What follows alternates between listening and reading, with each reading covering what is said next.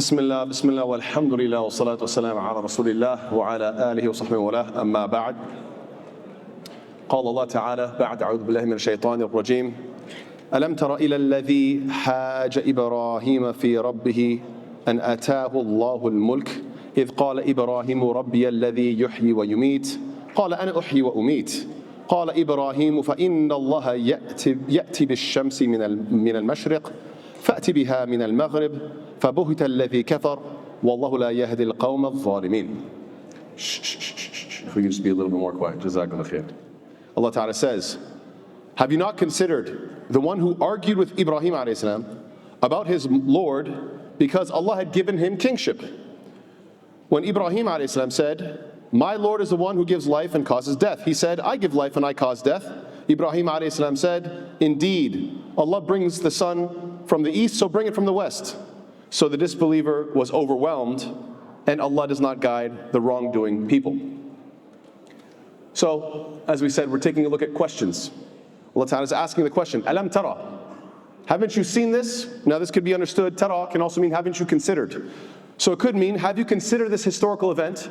Or another means could be, and I think this is really powerful, a really interesting observation, have you not seen something similar to this historical event? In other words, haven't you lived something like this yourself? Because again, these are prototypes, right? These are paradigms, these are patterns, these are archetypes. So the idea is that this is going to repeat itself, these types of conversations. So haven't you seen this type yourself? Not that you went back in the past and saw this actual conversation, but haven't you seen this type? That this conversation between Ibrahim a.s. and this king, Namrud or Namrud ibn Canaan, and he was the first person to claim divinity in history. After the time of Nuh a.s., they worshipped a bunch of idols. He was the first one to say that he is God himself. And he was the king of Babylon. And then Ibrahim a.s. asks him, and he mentions that that my Lord is the one who gives life and death. This is supposed to make any normal human being think to themselves, I know I didn't cause my own life. I know I can't prevent my own death. I know that these things are out of my control. This is how normal people think. But because this person was intoxicated by their kingdom, by their kingship, by their power, they're not looking inwardly. They're only looking outwardly at everybody else. So instead of thinking to themselves, oh, maybe I need to figure out if every creature that comes into existence and then dies is part of this cycle of life and death and life and death, who is outside of this? Who is controlling this? Who is the one that has control and mastery over all of this? Who is not in a state of flux? Al-Hayy and Al-Muhyi, Al-Mumit. Who is this one? This is a beautiful question, a powerful question. But instead of applying it to himself, he's only thinking of everybody else. And thinking what? I can cause this person life, or I can cause that person death. Here, I'll bring this person going to jail. He's about to get executed. Go free.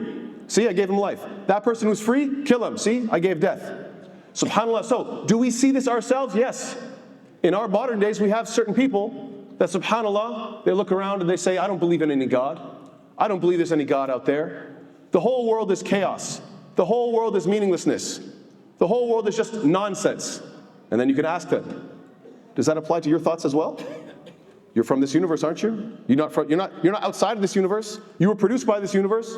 Are you not part of this whole system? If the whole system is nonsense, doesn't that make you nonsense as well? If the whole thing is meaningless, doesn't that mean every thought that you have is meaningless? Or are you somehow outside of it? You see, subhanAllah, this arrogance of Nimrud, it applies to human beings today as well. So haven't you seen these types of people? You have to remind them, hey, your whole paradigm, it applies to you too. You're in the system as well.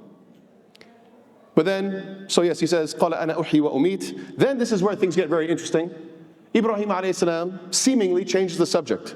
قال إبراهيم فإن الله يأتي بالشمس من المشرق فأتي بها من المغرب. He says, okay, Allah Ta'ala is the one, my Lord is the one who brings the sun from the east to the west, you go from the west to the east. Now, is this a change of subject or not? Two possible answers. If you say, yes, he just changed the subject. This goes to show that Ibrahim a.s. is wise enough not to be arrogant and say, no, I need to convince him of this point. I need to stick to this point. I need to beat him at this point. The objective is not to win. That's your ego talking. The objective is what? The objective is to make the point make sense. So instead of going down that rabbit hole, clearly this man's not getting it. Let me make it even more obvious for you. This is a beautiful lesson in humility, if he just changed the subject. But there's another possibility, which I think is even more powerful. The other possibility is what? That Ibrahim alayhi salam was very clever, and he was setting him up. He set him up and he knocked him down. We have to remember that in surah, which we're going to get to eventually, Surah An'am, ayat 75, 6, 7, 8, 9, 10, all the way to 80. These ayat, Ibrahim alayhi salam has a conversation with the people of that Babylon. These are people who worshipped Venus, it's described as Al-Kawkab, or Kawkaban, and the moon, Al-Qamar, and Ash-Shams. These are people who worship the celestial bodies. This is well known in history. So, he has a conversation with a group of people. You people worship these celestial bodies, right? Why? I'm sure you guys know about astrology, because they have control and they have an effect on your life and your death. Oh, you were born in this month, you're a Sagittarius. You were born in that month, you're a Taurus. You were born in this month, you're a Gemini. We all know this nonsense, right? It still exists till today, a'udhu billah. So many years later and it's still there. So they have this belief in these kawakib, in these celestial bodies, and they believe that it controls life and death. So Ibrahim alayhi salam very cleverly sets him up with the first question and says, Allah controls life and death. No, I do. See, I control life and death. I can give this one life, I can kill this one. Tayyib, no problem. It seems to me that if you control life and death, but everybody here, all your constituents, all the people that could potentially rebel against you, all of them, they believe that life and death is connected to the stars, to the sun, to the moon, to the planets.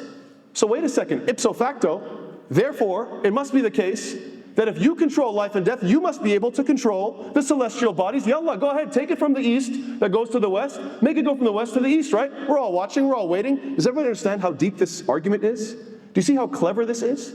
This is a brilliant way of arguing.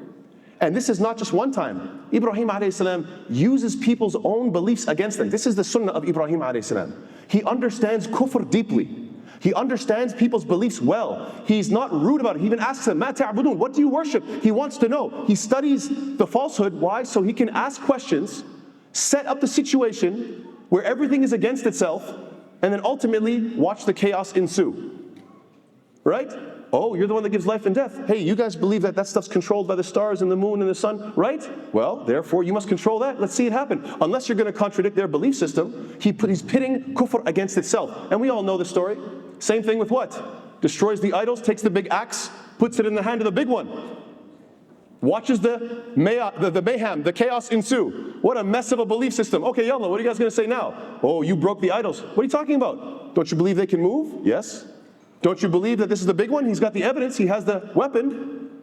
What are they going to do next? So I know I'm going a little long. Let me just conclude with a very brief concept here. Ibrahim alayhi salam is brilliant.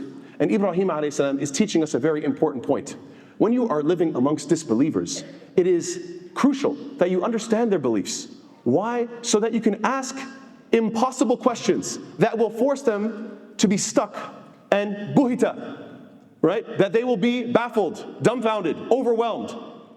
They will not have anything to say. This is his sunnah. And when I try to teach this to this community, oftentimes I say, listen, let's study the beliefs of others so we can ask very good questions. You know what the answer is always? Not always. Many times the answer is, brother, what's the point? They're just going to refuse anyway. Habibi, I know they're going to refuse. Of course they're going to refuse. Did they accept Ibrahim? No, they threw him in a fire. My goal is not to be accepted necessarily. I just want to be like Ibrahim alayhi salam. Is he not your prophet?